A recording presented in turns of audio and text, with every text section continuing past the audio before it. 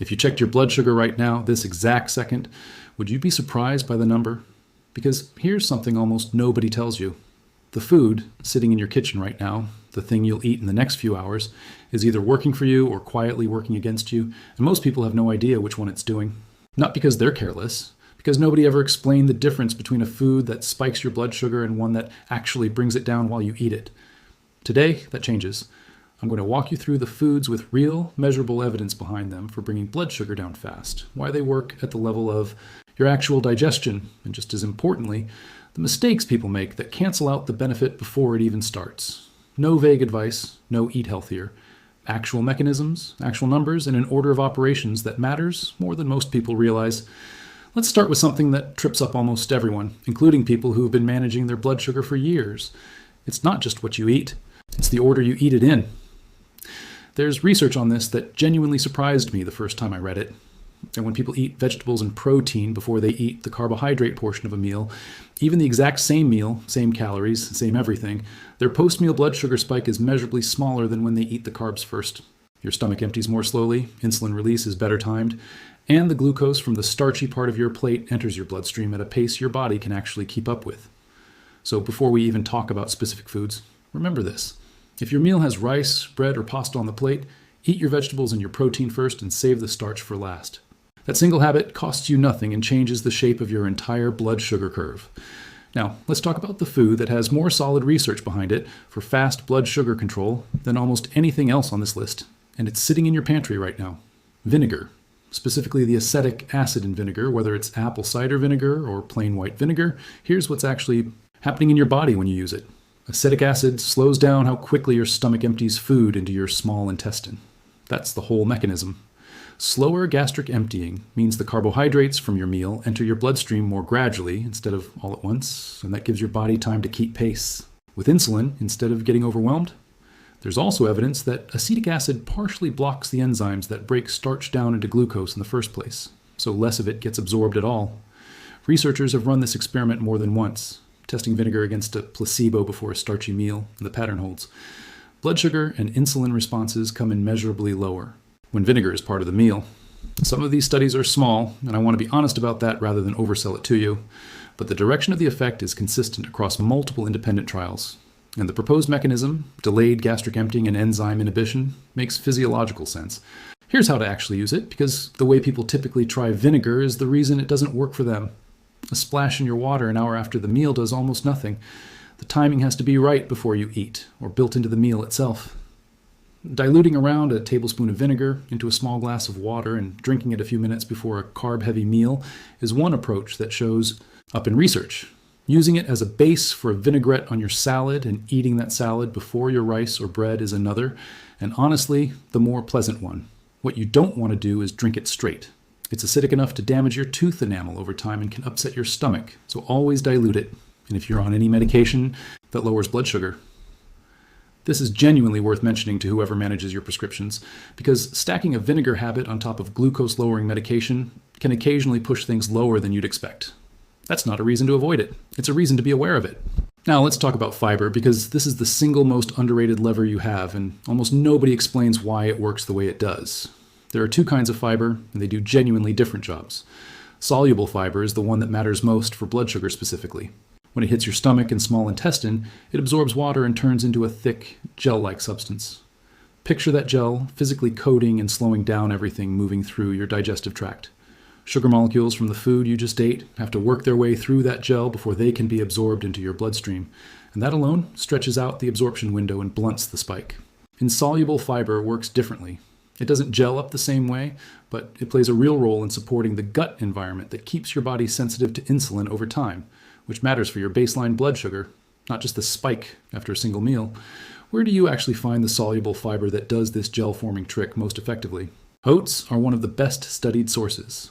Legumes, meaning lentils, chickpeas, black beans, kidney beans, are absolutely loaded with it, and they bring the added benefit of protein at the same time, which slows digestion even further. Ground flaxseed and chia seeds are two of the most concentrated sources you can add to almost anything without changing the taste of your meal. A tablespoon or two of ground flax seeds stirred into yogurt or oatmeal, or a spoonful of chia seeds soaked into a smoothie. adds a meaningful dose of exactly the kind of fiber that slows glucose absorption. And here's the detail that actually matters for results. The general guidance from major fiber researchers points to somewhere around 5 to 10 grams of fiber, specifically at the meal where you're trying to blunt a spike, not just scattered fiber intake across your whole day. A slice of white toast has essentially none. A cup of cooked lentils has more than 15 grams. That's the difference we're talking about. There's an overlooked angle here that almost no one covers, and I think it's actually more important than the fiber conversation itself. Most people think about blood sugar control purely in terms of what they eat. Very few people think about it in terms of what they eat their carbs with. A food's glycemic index, which measures how quickly it raises blood sugar on its own, changes dramatically depending on what's sitting next to it on your plate. White rice eaten alone spikes blood sugar fast. The exact same white rice eaten alongside grilled fish, a pile of non-starchy vegetables, and a drizzle of olive oil produces a noticeably smaller spike, not because the rice changed, but because protein and fat both slow gastric emptying and blunt the absorption curve of the carbohydrate sitting next to them. This is why pairing matters more than restriction for a lot of people. You don't necessarily have to eliminate the foods you enjoy. You have to stop eating them alone. A meal built around 20 to 30 grams of available carbohydrate, paired with a real protein source like fish, poultry, eggs, or tofu, plus non-starchy vegetables like leafy greens, broccoli, or peppers, plus a source of healthy fat like olive oil, avocado, or a small handful of nuts, produces a fundamentally different blood sugar curve than the same carbohydrate eaten in isolation. This is the piece that gets buried under all the "here's a superfood" content, and it might be the single most practical thing in this entire video. Let's talk about nuts specifically, because there's real research behind them and a common misunderstanding about how to use them.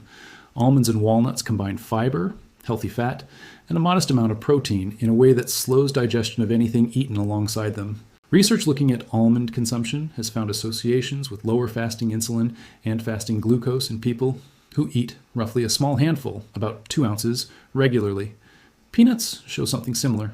Studies on peanuts eaten as part of a higher glycemic meal have found meaningfully improved blood glucose response in the hour after eating compared to the same meal without them. The mechanism lines up with everything else we've covered. Fat and protein slow gastric emptying, fiber slows glucose absorption, and the combination blunts the spike. The mistake people make with nuts is treating them as a snack eaten in isolation, disconnected from a meal, or eating them in large quantities assuming more is automatically better. A small handful, eaten alongside or before a carbohydrate-containing meal, is the version of this habit that the evidence actually supports. And it's worth being honest that some more recent research has produced mixed signals on very high nut consumption and insulin resistance, which is exactly why moderation, not maximization, is the right takeaway here. Berries deserve a specific mention because they break the assumption a lot of people carry that fruit is automatically risky for blood sugar. Blueberries and blackberries sit at a genuinely low glycemic load, meaning a normal serving doesn't move your blood sugar the way people expect fruit to. They're also dense in fiber and antioxidant compounds. And there's research suggesting that regularly including blueberries in the diet improves insulin sensitivity in people who start out insulin resistant. The practical version of this is simple. A cup of berries, especially paired with a source of protein like plain yogurt, is a far better choice for something sweet than most people assume. And it's a genuinely useful substitution if you're used to reaching for something more processed when a craving hits. Now, leafy greens. I want to spend a moment here because they're almost too simple to get credit for how effective they are. Spinach, kale, arugula, any leafy green you can think of, sit at close to 0 on the glycemic load scale. A cup of raw spinach barely registers. But their role isn't just doesn't raise blood sugar, it's what they displace. Every time a leafy green salad takes up real estate on your plate, it's real estate that isn't occupied by something that would have spiked your blood sugar instead. They're also rich in magnesium, and magnesium plays a genuine role in how your cells respond to insulin, which is part of why deficiency in magnesium has been linked in research to worse blood sugar regulation over time. The practical habit here is almost embarrassingly simple. A base layer of leafy greens under whatever else you're eating, especially before the starchier parts of the meal, using that eating order we talked about earlier. Let's talk about cinnamon, because I want to be honest with you about where the evidence actually stands, since this is one of the most oversold miracle food claims in the blood sugar space. Cinnamon does show a modest effect on blood sugar in some clinical trials, and the proposed mechanism involves compounds that may improve how your cells respond to insulin. But here's the important distinction. Most content in this space glosses over. There are 2 common types of cinnamon, cassia and Ceylon, and they are not the same. Cassia cinnamon, The cheaper, more common type, sold in most grocery stores, contains meaningfully higher levels of a compound called coumarin, which in large regular amounts can put stress on your liver. Ceylon cinnamon has far less coumarin and is considered safer for daily use in any real quantity. If you enjoy cinnamon in your oatmeal or your coffee, there's no reason to stop, and Ceylon is the version worth seeking out if you're using it daily rather than occasionally. But I want to set the expectation correctly. Cinnamon is a minor supporting player. It is not a substitute for fiber, protein pairing, or vinegar, and treating it as your primary blood sugar strategy is exactly the kind of shortcut thinking that leaves people disappointed when the real work, the food pairing, and the fiber never gets addressed. I want to bring in one more piece that technically isn't a food, but it belongs in this conversation because it changes how every food on this list performs, and almost no one connects the two. Movement after eating. A short walk, even just 10 minutes taken in the window after a meal, has a measurable effect on how high your blood sugar rises because your muscles pull glucose out of your bloodstream to use as fuel the moment you start moving, essentially competing with the glucose spike for the same fuel your body just absorbed. This is why the combination matters more than any single food. A meal built around protein first eating order, a fiber-rich pairing, a small amount of vinegar in the dressing, and a short walk afterward is a fundamentally different experience for your blood sugar than any one of those elements used alone. This is the layered approach that the research actually supports, not a single miracle ingredient, but several small, evidence-backed habits stacked on top of each other at the same meal. Before I wrap up, I want to address the mistake that undoes almost everything we just talked about, because I see it constantly. People adopt one of these habits, notice their blood sugar reading looks better on a single occasion, and assume the job is done. Blood sugar isn't a single number you fix once. It moves throughout the day based on sleep, stress, hydration, activity, and the specific combination of what you ate and when. A single good reading doesn't mean you've solved anything permanently, and a single high reading after one meal doesn't mean everything you just learned has failed. What actually matters is the pattern over days and weeks, built from these habits, repeated consistently, not chased after anxiously meal by meal. If you're someone managing a real diagnosed blood sugar condition, everything in this video is meant to sit alongside guidance from whoever manages your care, not replace it, especially if you're on any medication that already affects your glucose levels, since stacking new habits on top of that deserves a conversation with them first. So here's where that leaves you. If you take away one thing from everything we just covered, let it be this.